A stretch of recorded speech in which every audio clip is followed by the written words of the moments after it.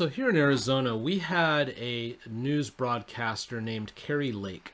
And Carrie was a fixture of the community around Phoenix for, a couple of decades.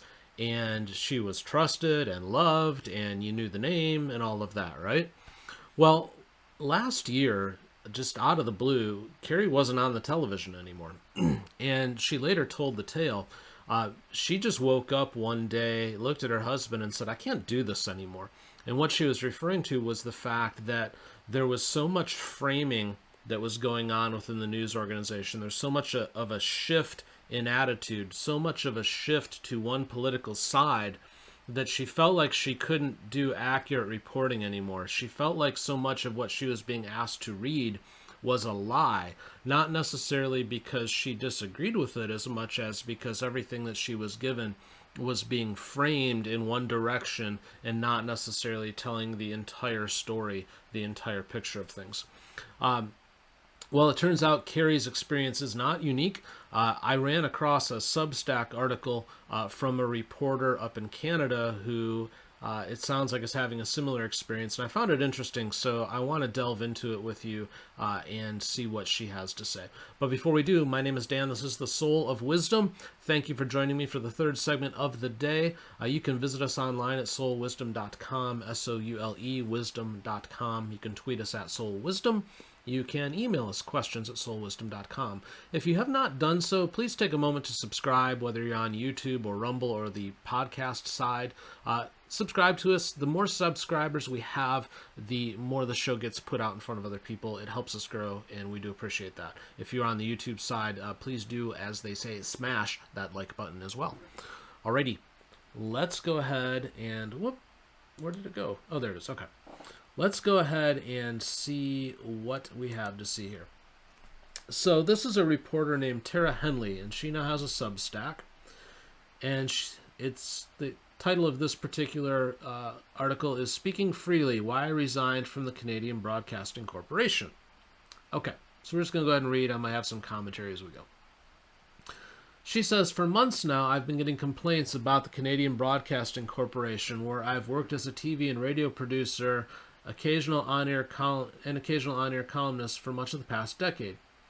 People want to know why, for example, non-binary Filipinos concerned about a lack of LGBT terms in Tagalog is an editorial priority for the CBC when local issues of broad concern go unreported, or why our pop culture radio show's coverage of the Dave Chappelle Netflix special failed to include any of the legions of fans or comics that did not find it offensive, or why exactly taxpayers should be funding articles that scold Canadians for using words such as brainstorm and lame. Everyone asks the same thing: what is going on at the CBC? When I started at the National Public Broadcaster in 2013, the network produced some of the best journalism in the country. By the time I resigned last month, it embodied some of the worst trends in mainstream media. In a short period of time, the CBC went from being a trusted source of news to churning out clickbait that reads like a parody of school or of student press." Isn't that interesting? That's like the ultimate insult right there, isn't it? To say that, not only that it's clickbait, but to say it's a parody of student press. Because the student press is supposed to be like, where you learn how to do reporting. And they're saying it's a parody of that. So that's really interesting. Those of us on the inside know just how swiftly and how dramatically the politics of the public broadcaster have shifted. It used to be that I was one of the furthest left in any newsroom, occasionally causing strain in story meetings with my views on issues like the housing crisis.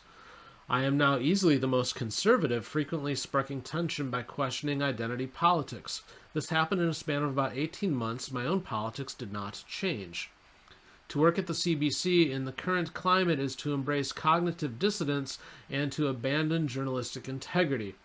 It is to sign on enthusiastically to radical political agenda that originated on Ivy League campuses in the United States and spread through American social media platforms that monetize outrage and stoke societal divisions.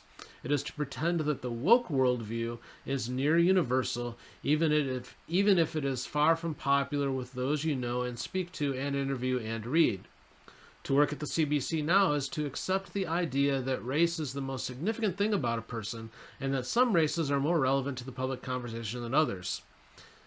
It is in my newsroom to fill out racial profile forms for every guest you book, to actively book more people of some races and less of others. To work at the CBC is to submit to job interviews that are not about qualifications or experience, but instead demand the parroting of orthodoxies, the demonstration of fealty to dogma. It is to become less adversarial to government and corporations and more hostile to ordinary people with ideas that Twitter doesn't like. Surprise, surprise. It is to endlessly document microaggressions but pay little attention to evictions, to spotlight companies' political platitudes but have little interest in wages or working conditions. It is to allow sweeping societal changes like lockdowns, vaccine mandates, and school closures to roll out with little debate. To see millionaires amass extraordinary wealth and bureaucrats amass enormous power with little scrutiny.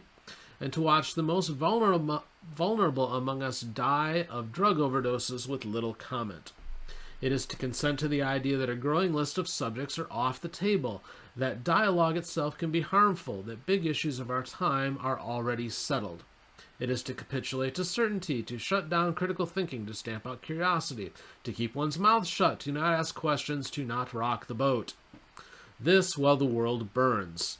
How could good journalism possibly be done under such conditions? How could any of this possibly be healthy for society? All of this raises larger questions about the direction that North America is headed, questions about this new movement we are living through and its impact on the body politic, on class divisions, on economic inequality, on education, on mental health, on literature and comedy, on science, on liberalism and democracy.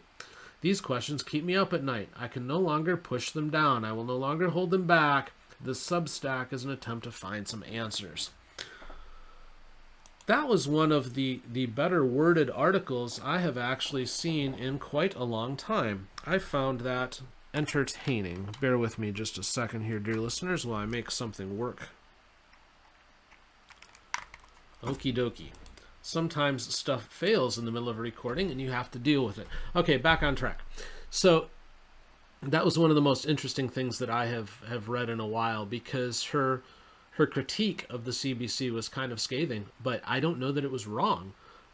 Because if you look at any mainstream media, right down to, frankly, Fox News, which is supposed to be the right-leaning one, there is this, as the word she used, which was very good, is the word dogma.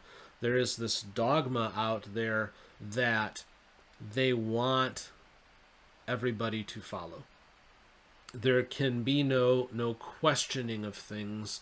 There can be no counter views. This was the thing that Carrie Lake pointed out here locally in Phoenix, and this lady from the CBC is pointing out the same thing.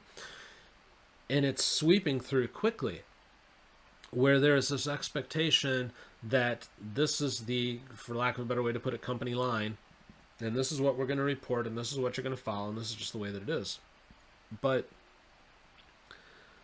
it's dangerous, because I don't know if you, dear listener, have read 1984 by Orwell. If you have not, you need to read it, or get on YouTube and listen to an audio version of it to do something.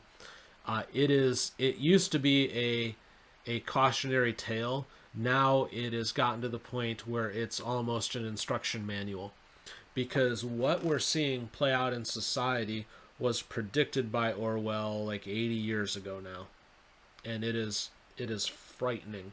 This is what happens in the story. There is this ideology that's put out there, and the media, now in the case of 1984, there's just the state media, but that is all that they put out there. And those who are in society are expected to parrot these exact same viewpoints. They're expected to say X, Y, and Z is the truth, and at the same time probably know that X, Y, Z isn't the truth, but they have to convince themselves that it is.